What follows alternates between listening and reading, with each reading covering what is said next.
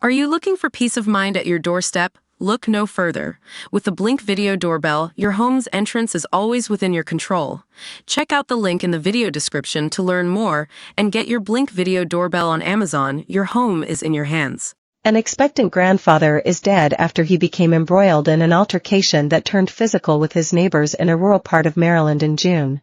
According to the Montgomery County Police, Marvin Guevara, 40, got into a spat with a female neighbor over the victim's dogs running loose on her property. The argument escalated with the woman hitting Guevara in the head. The man was taken to a local hospital where he succumbed to his injuries on June 30th.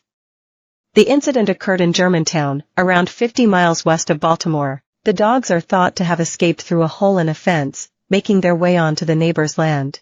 A witness to the fatal incident, Guevara's daughter-in-law, Flores, told the station that she saw the victim being attacked from behind. Flores told NBC Washington that they were going to the neighbor's land to apologize along just Guevara's daughter, 10. The neighbor went then and slapped him on the side of his face, and she wanted to hit him again. But this is when I grabbed my phone and I recorded. He did not deserve that, she said. Footage of the aftermath of Guevara being hit has been released, showing a group of adults arguing. That video was recorded by Flores. The clip begins after the fists started flying. The husband of the woman involved in the brawl told a Fox DC reporter that the victim had been trespassing for over a year. Guevara's wife, Sandra Beltran, told DC News Now that her husband did not raise his arms to the victim and that he was using them to cover his own head. Beltran went on to accuse the neighbors of hurling insults at Guevara when he came to apologize about the dogs.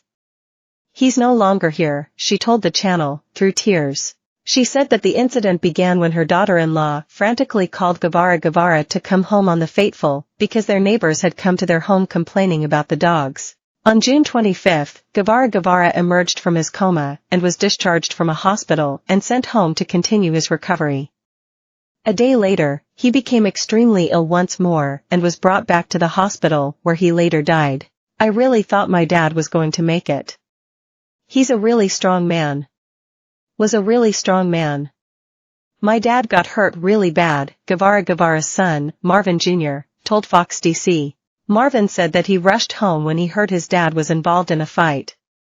He said Guevara was dizzy and struggling after being hit multiple times. He was a wonderful person, always smiled. He was always there for others, always had a good heart, Marvin Guevara Jr. said. This is just something that didn't have to happen over some dogs. We just want peace from everything. We just want things to get done right, Flores added, speaking to the NBC affiliate. A GoFundMe page has been launched in order to help Guevara's family. On that page, he is described as an avid churchgoer and native of El Salvador. In August, his first grandchild was due to be born.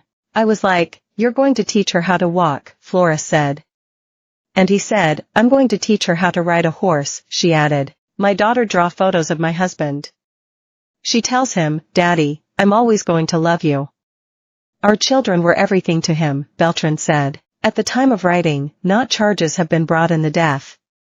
On July 2, local police announcing that an investigation had been launched. Guevara's cause of death has not been made public.